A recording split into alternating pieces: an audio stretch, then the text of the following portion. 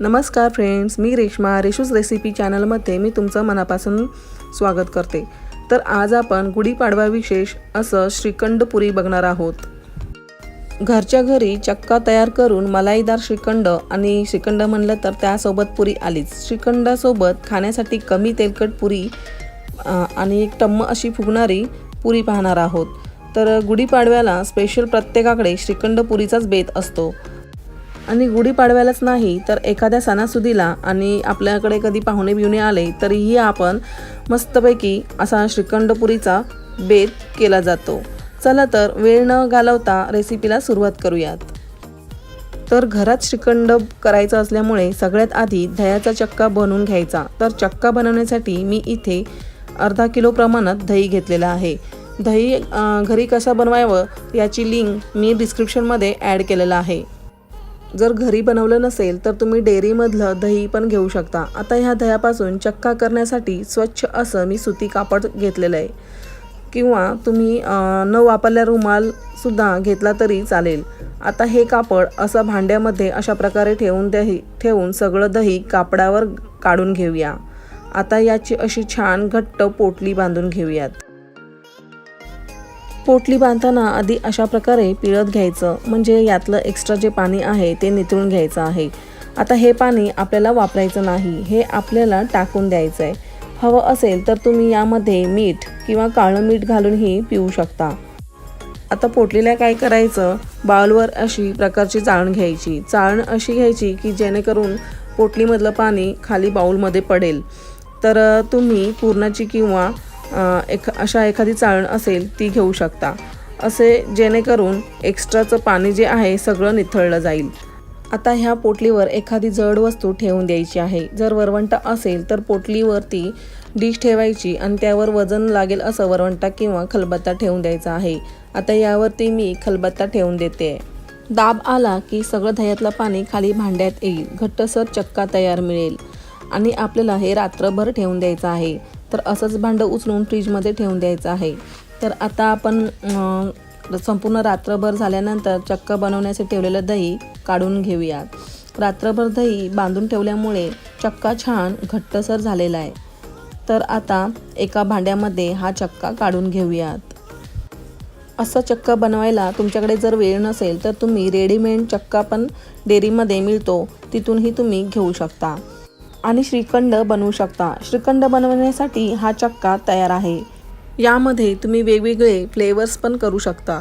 जर केसर, पिस्ता, मँगो असे वेगवेगळे फ्लेवर्स घालू शकता किंवा कट करून भरपूर काजू, बदाम, पिस्ता, केसर, ड्रायफ्रूट घालून श्रीखंड करू शकता आणि तुम्ही याच्यामध्ये मनुके पण घालू शकता। आता आपण यामध्ये 1 कप आपला चक्का निघाला आहे, तर यामध्ये आपण 1 कप साखर घालून घेतोय। तर तुमच्या आवडीनुसार तुम्ही साखर घालून घ्यायची आहे। जर तुमचं दही आंबट असेल तर तुम्हाला थोडी जास्त साखर घालावी लागेल। जर आपलं दही अजिबात आंबट नसेल तर आपल्याला साखर थोडी कमी लागेल। तर बघा, श्रीखंड बनवण्यासाठी आपण घरामध्ये जे ते दही बनवतो ते थोडं आपलं आंबट नसतं। तर तुम्ही घरात बनवाल तेवढंच चांगलं, किंवा तुम्ही बाहेरून आणलं तर तुम्ही आधी म्हणजे टेस्ट करून पहा की आंबट आहे की नाही। तर घरातलं जे आंबट नसतं त्याची चव खरंच खूप छान येते। तर आता आपण पुरीची तयारी करून घेऊयात। पुरी बनवण्यासाठी कणिक मळून घेणार आहे। त्यासाठी कोलगट भांड्यात गव्हाचं पीठ घेऊया। म्हणजे मी इथे 1 कप गव्हाचं पीठ घेतलं आहे आणि त्यामध्ये 2 चमचे म्हणजे बारीक रवा घालून घ्यायचा आहे। आता आपण हे रवा घालून घेऊया। आता आपण यात तेलाचं मोहन अजिबात घालणार नाही आहोत। यामध्ये साधं मीठ घालून घेऊयात। पुरी करताना तेलाचं मोहन अजिबात घालायचं नाही, याने पुऱ्या तेलकट होतात आणि पीठ मळताना आपल्याला 1 कप पीठ असेल तर त्याला आपल्याला फक्त अर्धा कपामध्येच हे पीठ मळून घ्यायचं आहे। तर हे प्रमाण लक्षात ठेवा। तर बघा, मी तुम्हाला व्हिडिओमध्ये दाखवताना 1 कप घेऊन दाखवलेलं आहे, पण हे मी 1 कपाच्या पिठाला मी अर्धा कप पाणी वापरूनच पीठ मळून घेणार आहे। हे फक्त तुम्हाला मी दाखवण्याकरिता मी 1 कप पाणी घेऊन दाखवते। तर बघा इथे आपण थोडं पाण्याचा वापर करून पीठ छान मळून घेतलं आहे. तर शेवटला तुम्हाला मी दाखवते की आपण पाण्याचा आपल्याला किती वापर लागला आहे. तर बघा आता आपल्याला हे पीठ छान मळून झालं आहे. आता आपण बघा माझ्या हातालाही कुठे लागलं नाही, मी तेलाचा कुठेही वापर केलेला नाही. आता हे छान आपल्याला पीठ झाकून ठेवायचं आहे साधारणतः 5 ते 10 मिनटं. तर बघा हा बघा अर्धा कप आपला झालेला आहे. आता 10 मिनटाने आपण बघतोय पीठ. तर बघा पीठ आपल्याला 10 ते 15 मिनटाच्या पेक्षा आपल्याला जास्त वेळ पीठ म्हणजे ठेवायचं नाही आहे झाकून, नाहीतर ते पातळ होऊ शकतं. म्हणून आता आपल्याला थोडंसं तेलाचा हात घेऊन पुन्हा पीठ छान मळून घ्यायचं आणि पुऱ्या लाटून घेऊयात. पीठ बघा आपलं घट्ट असायला हवं. घट्ट पीठ असल्यामुळे पुऱ्या कमी तेल म्हणजे पितात. आता मोठा पिठाचा गोळा घेऊन छान पुरीची लाटी करून घ्यायची आणि पुरीची लाटी तयार म्हणजे आपल्याला जास्त जाड किंवा पातळ नसावी, तर सगळीकडून एकसारखी असायला हवी. आणि डब्याच्या झाकणाने किंवा वाटीच्या झाकणाने पुऱ्या करू शकता. तर मी गोळे करून आधी घेतलेत आणि पुऱ्या आपण लाटून घेणार आहोत. असं केल्याने पुऱ्या भरभर लाटून होतात. सगळ्या लाट्या ही झाकून देते आणि एक एक करून पुरी लाटून घेते. तर ही पहा एवढ्या जाडीची पुरी लाटायची आहे. आता अशा 5 ते 6 पुऱ्या लाटून घ्यायच्या आहेत आणि तळून घ्यायच्या आहेत. जास्तीच्या अशा पुऱ्या सगळ्याच लाटून ठेवायच्या नाही तर त्या सुकतात आणि 5 ते 6 पुऱ्या आपण लाटून जेव्हा घेतो तर म्हणजे अशा प्रकारे आपल्याला 5 ते 6 लाट्या अशा लाटून पुऱ्या आपल्याला तळून घ्यायच्या आहेत. आणि किंवा जर तुमच्या जोडीला कोणी जर असेल तर एकाने लाटायच्या आणि एकाने तळायच्या. ह्या सर्व पुऱ्या अशा पद्धतीने तुम्ही करून घेऊ शकता. तर आता आपल्या पुऱ्या अशा 5 ते 6 झालेल्या आहेत. आता आपण पुऱ्या तळून घेऊयात. तेल तळण्यासाठी मी तेल तर आधीच तापायला ठेवून दिलेलं आहे. तेल अगदी छान गरम झालेलं आहे. पिठाचा गोळा तेलात सोडला की तर तो लगेच तरंगू लागला, म्हणजे आपलं तेल छान झालेलं आहे असं समजायचं. आता हे पहा पुरी टाकल्यानंतर हलकेच पुरीला झाऱ्याने दाबत तर बघा किती छान पुरी अशी आपली छान पुरी मस्त टम्म फुगलेली आहे. तर पुरीसारखी उलटपुलट न करता हाय फ्लेमवरती म्हणजे फास्ट गॅसवरती आपल्याला पुरी एकसारखी तळून घ्यायची आहे.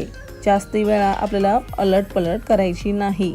तर एकदा पुरी आपण तेलात सोडली का पुरी आपली बघा अशी आपण बघा झाऱ्यामध्ये दाबली. मी दाबल्यानंतर त्याच्यावरती झाऱ्याने थोडं तेल आपल्याला त्याच्यावरती टाकायचं आहे आणि नंतर मग आपण एकदा पलटी केली का पुन्हा आपल्याला पलटी करायची नाही पुरी. जर तुम्ही सारखी अलटपलट केली तर आपलं तेल पुरी म्हणजे बघा पुरीला असा होल पडतो कधी म्हणजे आपण तळताना पुरीला होल वगैरे पडतो, तर त्याच्यामधून तेल आतमध्ये जाण्याची शक्यता असते. म्हणून आपण सारखी पुरी उलटपुलट करायची नाही.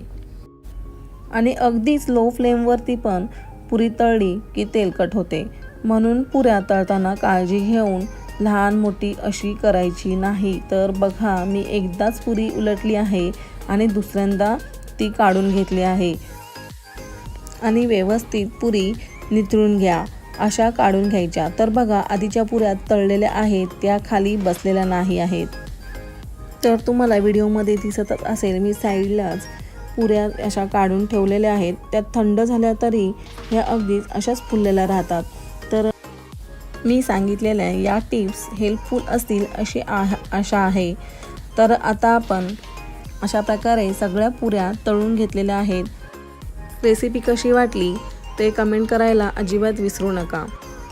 तर अशा प्रकारे आपली श्रीखंड पुरी तयार आहे. व्हिडिओ आवडला असेल तर लाईक करा आणि तुमच्या मित्रमैत्रिणीसोबत व फॅमिलीसोबत शेअर करा. आणि रेशूज रेसिपी चॅनलला सबस्क्राईब करा आणि बेल आयकॉनवरती क्लिक करा, म्हणजे मी व्हिडिओ टाकला की त्याची लिंक तुमच्याकडे सर्वात आधी येईल. तर भेटूयात अशाच छान रेसिपीसोबत. Bye bye. गुढीपाडव्याच्या हार्दिक शुभेच्छा सगळ्यांना.